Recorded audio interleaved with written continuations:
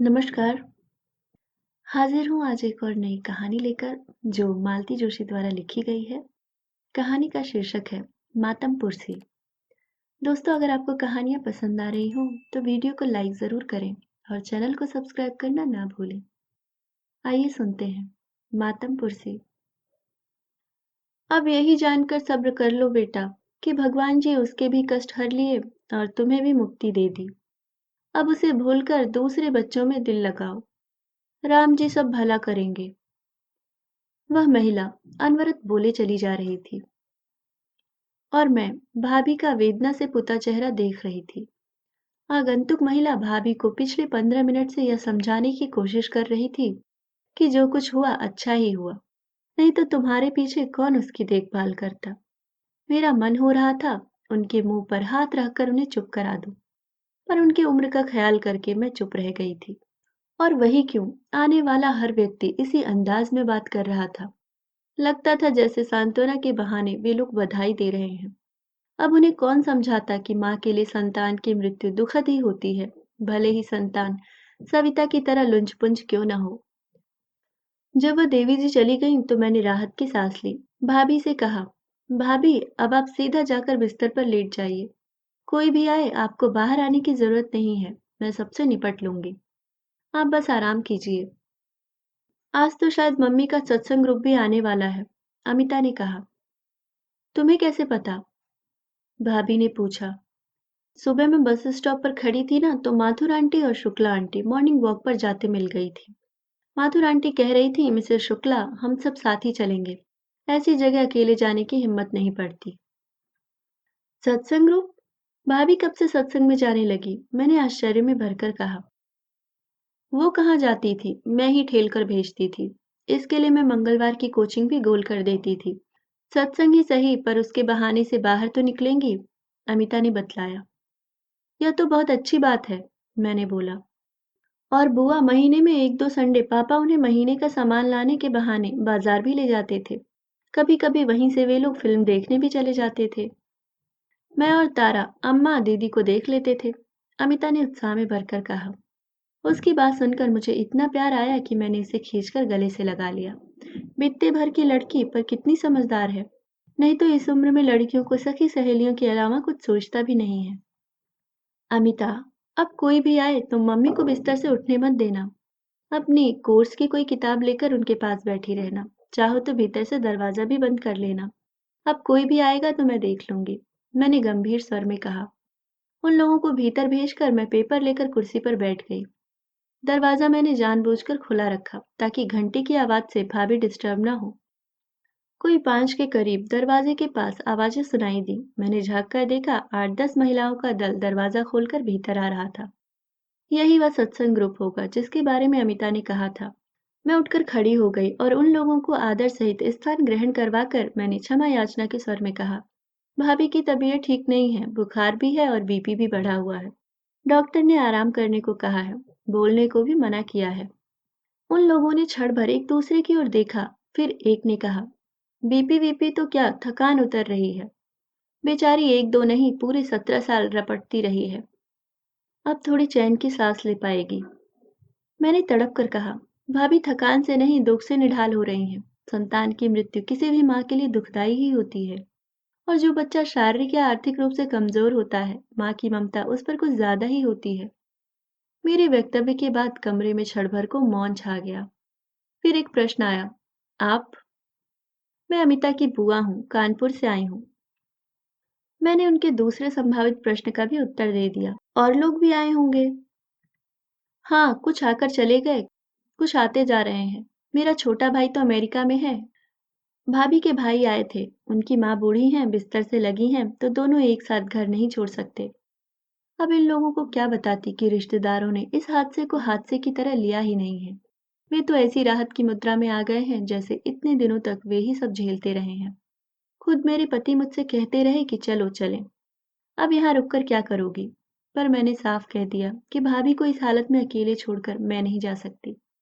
अमिता एकदम आप पर गई है, जैसे किसी को एकदम ईश्वरीय ज्ञान हो गया हो। देखकर ही पता चल जाता है कि बुआ भतीजी हैं। एक ही खून है ना, समानता तो होगी ही, मैंने नम्रतापूर्वक कहा। चलो एक बात अच्छी हो गई, अमिता का रास्ता साफ हो गया। मतलब? अब उसकी शादी में कोई अड़चन नहीं आएगी। शादी? अमिता की? अभी तो 12वीं की परीक्षा दे रही है, मैंने कहा। सो तो दे रही है पर कभी न कभी शादी तो होगी ना। आप नहीं जानती, घर में एक आध बच्चा ऐसा हो तो लोग बिदक जाते हैं। वरुण के समय देखा नहीं था कितनी मुश्किल आई थी। दूसरी ने कहा, वह तो अच्छा हुआ उसने लव मैरिज कर ली, नहीं तो ढंग के रिश्ते ही नहीं आ रहे थे।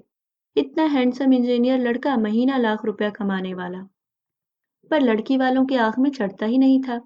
एक दो जगह तो मैंने भी बात की थी, पर उन लोगों को यही डर था कि माँ बाप के बाद यह जिम्मेदारी बेटे बहू के गले ही पड़ जाएगी।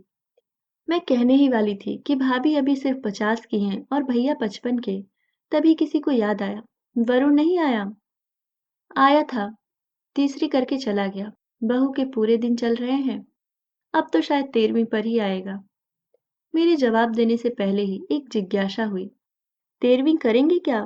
कुंवारी कन्या की 13वीं होती है क्या? क्यों नहीं होती? दूसरी ने तुरंत कहा। इंसान की जान गई है, कोई चींटी थोड़े ही मरी है। लोग तो अपने पालतू कुत्ते का भी श्राद्ध करते हैं, फिर वे कुत्तों के श्राद्ध के किस्से सुनाने लगी। मैंने उस अप्रिय प्रसंग को विराम देते हुए कहा, भैया ने पंडित जी से पूछा है, वे जैसा कहेंगे करेंगे। बहू तो शायद 13वीं पर भी नहीं आ पाएगी। संभव ही नहीं है, मैंने कहा। मैंने उन्हें यह नहीं बताया कि बहू की माँ ने पूरे 9 महीने उसे इधर झांकने भी नहीं दिया है। उन्हें डर था कि गर्भवती कन्या पर सविता की छाया पड़ गई तो बच्चे में खोट पैदा होगी। बहू की डिलीवरी मायके में ही होगी, मैंने उनकी शंका का समाधान किया। भाभी की वैसे भी स्थिति नहीं थी, अब तो मनोस्थिति भी नहीं है। आप देखना, वरुण के यहाँ भी बेटी ही पैदा होगी, एक ने दावे के साथ कहा। कैसे पता? सबने एक स्वर में पूछा। ये जो गई है ना, उसने न कुछ देखा न सुना, जैसे आई थी वैसे ही चली गई। सारी इच्छाएं यहीं छोड़कर गई होगी, वापस जरूर आएगी। बेटी हो या बेटा, भगवान जो भी दे, साबुत हाथ पांव और साबुत दिमाग के साथ दे। एक ने दार्शनिक स्वर में कामना की। उसके पीरियड्स तो आवे होंगे ना? एक प्रश्न। ऐसे बच्चों का ना ऑपरेशन करवा देवे हैं। एक समाधान अच्छा हुआ। उसी समय ताराबाई बाहर आई और मैं उत्तर देने के धर्म संकट से बच गई। अपने पीछे दरवाजे को धीरे से धकेलते हुए वह बोली, मैं निकलती हूँ बुआ जी, सब तैयार करके रख दिया है, सुबह आ जाऊंगी। आराम से आना, कोई हड़बड़ी नहीं है। उसके जाने के बाद एक ने पूछा, यह तो सविता की आया है ना, अब भी आती है? अब तो वह हम सबकी आया बनी हुई है, मैंने फीकी हंसी हंसते हुए कहा। इस समय वही घर संभाल रही है। भाभी तो एकदम टूट गई हैं और मुझे आने जाने वालों के पास बैठना पड़ता है। आप तो अभी रहोगी ना? एक ने पूछा। हाँ, इन लोगों के सेटल होने तक कुछ दिन तो रहूंगी। आप ना जाते समय भाभी को साथ ले जाना, दूसरी ने सुझाव दिया। उन्हें थोड़े बदलाव की बहुत जरूरत है। सोच तो रही हूँ, पर मुझे नहीं लगता भाभी राजी होंगी। अमिता का 12वीं का साल है, उसकी पढ़ाई पहले ही बहुत डिस्टर्ब हो रही है। अकेली लड़की को घर में छोड़ना भी नहीं है। तीसरी ने अधिकारवाणी से कहा, डर जाएगी बेचारी। जवान मौत बहुत बुरी होती है, साया मंडराता रहता है। भाई साहब से बोलिए पंडित जी कहे न कहें छोटा मोटा हवन करवा लें और शांति पाठ भी।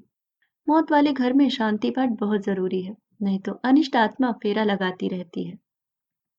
उनकी बात पूरी भी न हो पाई थी कि भीतर का दरवाजा भड़ाक से खुला। दरवाजे में भाभी खड़ी थी, बिखरे बाल, रो रो कर सूजी हुई आंखें, थर थर कांपता शरीर। मैंने लपक कर उन्हें थाम लिया और चौंक पड़ी। मैंने तो झूठ मूठ कह दिया था कि भाभी को बुखार है, पर उनका शरीर तप रहा था, सचमुच।